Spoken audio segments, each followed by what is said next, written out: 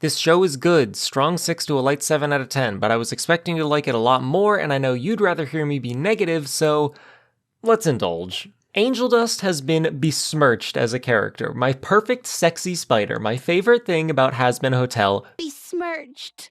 Besmirched. Easily one of the biggest problems I had with season 1 of Hazbin Hotel was how Angel Dust was portrayed and just generally handled. Chief issue being the way he treats and interacts with the other main characters in the first half of the season. For that period, what feels like 90% of Angel's speaking lines consist of him directly referencing the fact that he is a sex worker and would have sex with the other characters in a ridiculously over-the-top and frankly mean manner. And him being a sex worker is obviously a huge part of his character, but compared to the pilot, he simply comes across as flanderized. In the pilot, Angel Dust also consistently made sexually charged remarks, but they were always phrased and delivered in such a way that indicated Angel was primarily acting this way because he found his own actions and remarks entertaining. In the first half of season 1, he comes across like he intentionally pushes people's buttons because he wants to hurt their feelings, or agitate them, or make them uncomfortable. It's kinda a subtle difference, and I can understand how someone who wasn't obsessed with Angel might see his depiction in season 1 and not notice much of a difference, but it's just night and day to me. And yes, a large part of this is obviously the voice actor change. It's true that I much prefer Michael Kovic's voice over Blake Roman's voice for this role, but don't mistake that as shade for the voice actor. Roman is clearly a very capable and skilled voice actor, and the issue I'm pointing out here has just as much to do with voice direction as it does the literal voice itself. You can very clearly tell when Roman was told, okay, this line here needs to be delivered as flamboyantly horny as possible, and it's extremely apparent when you do a one-to-one comparison with the pilot. This body is flawless. This body was made to be exploited. I'm going to blow you to bits. Kinky. I'll jam that bottle down your throat. Kinky. Come on, keep talking dirty. This is also an issue with script writing. Before, Angel rarely, if ever, outright insulted the other characters without provocation, but in the first half of the season, on more than one occasion, he just bluntly calls Charlie and Vaggy's attempts to redeem sinners stupid. I thought the entire point of the scene I highlighted in my first Hazbin Hotel video was to showcase Angel feeling bad for unintentionally hurting Charlie's feelings regarding the very same subject. Angel was obviously not averse to making other characters uncomfortable, but it never came across as his primary motivation. Whenever he makes sex jokes at Serpentius, it's because they were teed up for him, so he saw an opportunity to be funny. Plus, Serpentius was attacking him, so making jokes at his expense feels justified. When Angel makes an offensive remark to Vaggy, it's because he's annoyed with her criticizing him for getting into a turf war, which he only did because he wanted to have fun, not because he wanted to ruin the hotel's image. When he hits on Husker, all Angel knows about him is that he's the bartender, and immediately preceding this interaction is Angel expressing how much he wants to keep the bar to Vaggy. So this interaction comes across like Angel is trying to see if Husker is interested in him, because if he is, Angel can persuade him to give him booze. And moreover, these moments just go by in a flash. They are not dwelled on, so it feels like even if something was said or done mean-spiritedly, everyone, including the audience, is able to quickly move on. But in the series proper, there's just generally less of a sense of urgency. Conversations don't have half-second cutaways, they rarely get abruptly interrupted by something completely unrelated, and when they do, it always feels like the conversation had reached a natural conclusion anyway. I do think this pacing is more appropriate for a full season of television, but it just results in making Angel's early scenes feel like such an unlikable interpretation of his character. Like, you can insist all you want that he only hits on Husker because it's part of his fake persona that he feels the need to keep up 24/7, but the way these scenes are executed makes it feel like he just genuinely enjoys making other people feel agitated and violated, especially when he didn't feel that way in the pilot. And I know someone is thinking, of course Angel is an unlikable asshole at the start of the season, that's the whole point of the hotel, to take in horrible, awful people and redeem them, which is exactly what happens with Angel Dust. However, ignoring even the fact that we were already introduced to a version of this character who was the opposite of unlikable, a character being an awful person and a character being likable to the audience are not mutually exclusive. Hazbin Hotel itself has countless examples of this. Alistair, for instance, is a murderer/cannibal and yet remains one of, if not the most popular and beloved character in the show. And I'm not saying every character needs to be charming and lovable regardless of their morally dubious actions.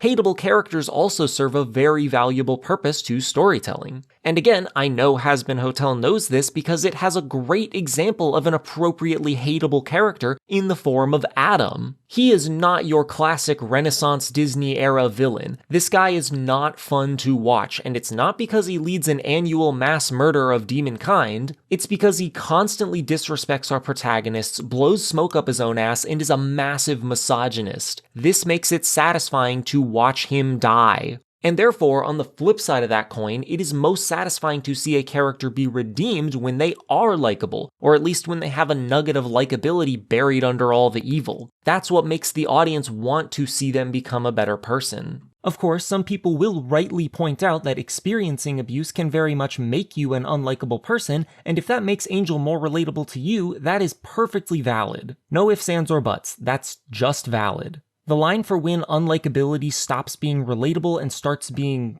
well, just unlikable is gonna be different for everyone, and to me, early Season 1 Angel is just really riding that line. And listen, even though Angel is significantly less likable in the series proper, he does still have a nugget of endearment to him. That being his self-pity stemming from the abuse he endures from Valentino. That nugget is just a lot more buried than it was in the pilot. And for this reason, it requires a lot more time to clean all the gunk and grime off his character. Time which Season 1 evidently does not have. Halfway into the season, we finally bite into the meat and potatoes of what's actually going on with Angel Dust, which is that he signed away his soul to a pimp named Valentino, who forces him to work grueling hours making adult films as well as emotionally manipulates, physically assaults, and sexually exploits Angel regularly.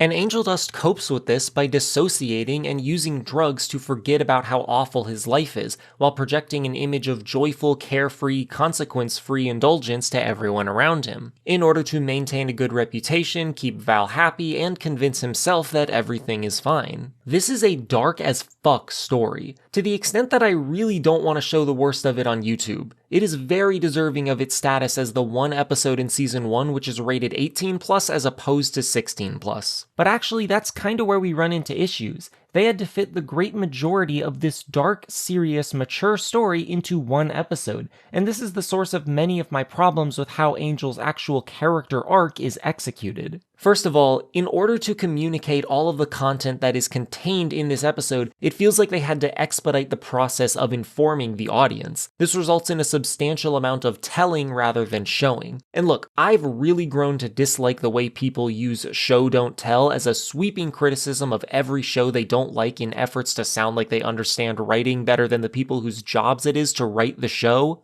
But I can't act like there's not a kernel of truth in the sentiment, and I think this episode demonstrates why. At the beginning of the episode, Angel is showing off a porno he was in, and Husker... I don't know how to describe this scene other than Husker goes out of his way to find an excuse to tell each of the characters in no uncertain terms what their character flaws are. It's passed off as him ranting about, I can only assume, being annoyed that the other characters get drunk and vent all their issues to him because he's the bartender, and that's totally believable, but the fact that this information is revealed so that we can immediately just tell the audience what each character's narrative arc is going to be makes it feel like this scene doesn't actually care about fleshing out a likable side character, but is instead just using him to push along the other characters' arcs. Side note, this scene illustrates another problem with Angel being so unlikable in the first half of Season 1. Because he has so consistently, intentionally made other characters uncomfortable and agitated, it doesn't feel out of the ordinary when he snaps at Husker here. Imagine how much more impactful it would have been to hear Angel spitefully say fuck you if he had been acting the way he acted in the pilot this whole time. It would have been immediately and clearly apparent that Husker had hit a nerve. Anyway, the point about Husker feeling like he only exists as a catalyst for Angel's development continues past just this scene. But first, I gotta describe how Angel actually develops in order to discuss that.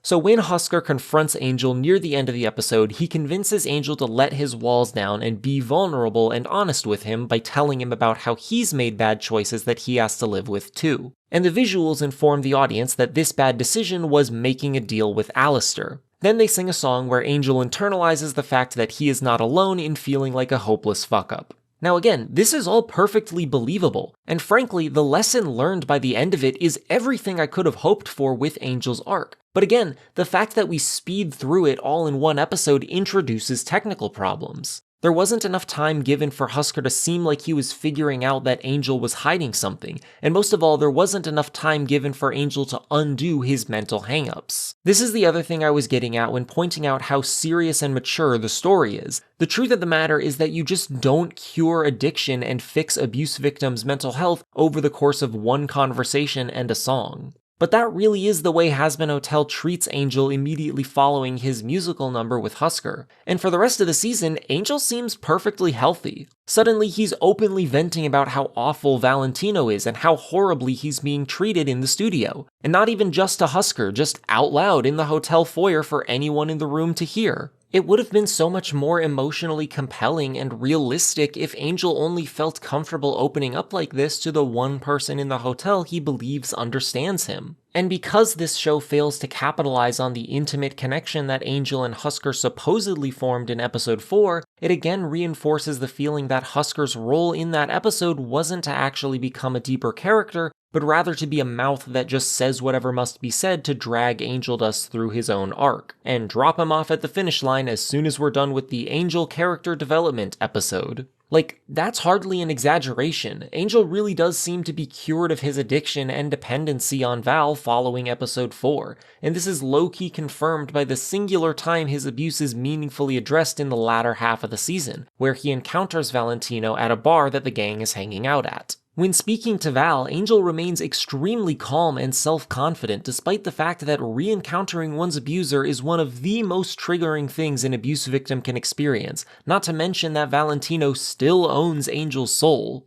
Based on my own personal experience, research I did, and discussions I've had, I would say that when someone has emotional and tangible power over you, you feel that shit. You can be cognitively aware that you should say or do something to confront them, but mentally, emotionally, the prospect of doing so is analogous to being told to swim across the Atlantic Ocean. It's just impossible. And it's quite common for victims to report feeling that their abusers still have power over them even after a significant amount of time spent separated before re-encountering them. Honestly, one of my favorite things about Hazbin Hotel is that it visualizes these abusive power dynamics with chains, because, yeah, that's how it feels. And believe me, I have not experienced nearly as severe treatment as what Angel goes through regularly, so putting myself in his shoes, I can only imagine how immovable of a force Val would seem like for Angel. And for this reason, I find it really hard to believe that Angel would be this capable of standing up to Valentino after so little work had been done to prepare him to do so. And even if I accept that the power of music can overcome any emotional hurdle, which is why he's so calm here, Angel knows Val well enough to know that antagonizing him the way he does will only end badly for him. This may shock you, but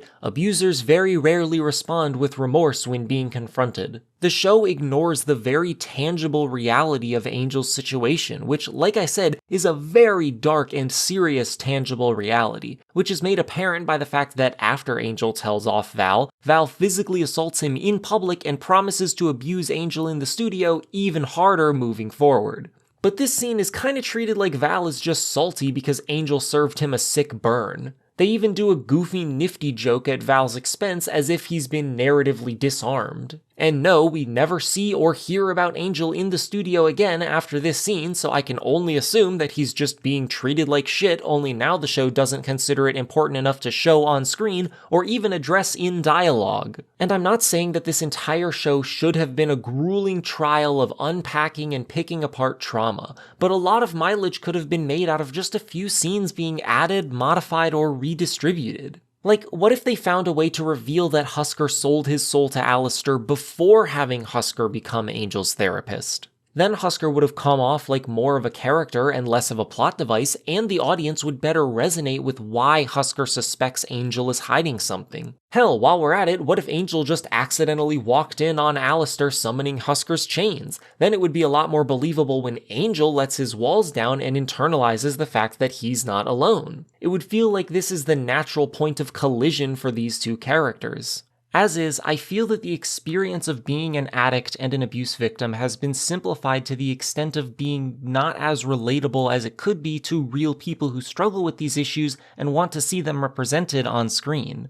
And again, this perspective is just based on the information I have available to me. I do not intend to erase your experience if you did feel represented by Angel's portrayal. Hey, so this is me cutting in here to say that I have recently seen some more direct comments from people who relate to Angel Dust in this episode and are frustrated with people claiming that this episode is bad SA representation. And as a preemptive response to those sentiments, I'd just like to say that if my critique of Angel in Season 1 is interpreted as such, I've failed at my job. The actual assault which is depicted happening to Angel Dust is very impactful, and while it's not my place to say how realistic it is, I've seen many people claim that it is accurate to their experience. What I'm describing when I say that Season 1 simplifies the experience of being an abuse victim to the extent of being less relatable has to do not with the abuse itself, but the way it's responded to and treated as a problem that exists only in a state of either being fixed or not fixed, with very little gray area. Furthermore, I can't know for sure, but I do believe that if the Hazbin Hotel team were given more screen time to allocate to Season 1, this problem would have been mitigated.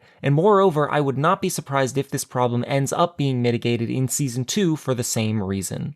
Anyways, now that that's cleared up, I mean, obviously stories are by and large about entertaining an audience first and foremost, and this very much is entertaining, but I think it's reasonable to say that Angel's arc was probably intended to do more than just entertain. So I feel it's reasonable to point out how it could have improved at what it seems like it was trying to do. And look, I'm not criticizing the fact that Angel sings a song and it makes all his mental hangups disappear. This is a musical. You can get away with making a character just sing a song and their problems go away. I think it's really hard to make that work with topics as serious as the ones covered in episode 4, especially because tangible events which progress Angel's arc needed more priority, but in general, musicals are about communicating powerful, often complex emotions and emotional revelations through song. The same way a masterfully staged, animated, and edited cut of animation can communicate a wealth of emotion in just a few seconds, a masterfully composed and performed song can communicate a series of events or changes in a character's perspective very effectively. And at this point, I would branch off into another conversation about the music in Hazbin Hotel, but honestly, I did not intend for just this section on Angel Dust to end up as long as it did, and I do not want this to become another video I spend a year making, so I'm just going to make a clean cut here and have this be an Angel Dust specific video.